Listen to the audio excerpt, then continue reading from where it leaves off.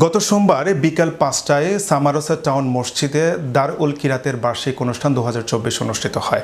অনুষ্ঠানের উদ্বোধন করেন মসজিদের চেয়ারম্যান মোহাম্মদ আব্দুল মালিক এবং বিশেষ অতিথি হিসেবে উপস্থিত ছিলেন দারুল হাদিস লতিফিয়া কুয়েরি সোসাইটির সাধারণ সম্পাদক আশরাফুল ইসলাম।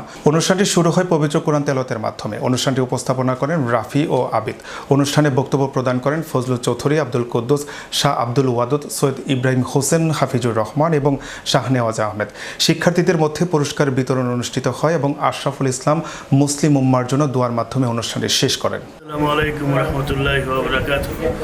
আলহামদুলিল্লাহ আমরা দিস ইয়ার খুব সুন্দর করে 4 to 5 ডেজ আমরা সামাস্টাউন মসজিদ দারুল কিরাত জামাতে সুরাত গ্রামে পর্যন্ত আমরা সাকসেসফুলি ভাবে আমরা ইনশাআল্লাহ অর্গানাইজ করতাম পারছি এবং লট অফ রুলসে পাস করছেন।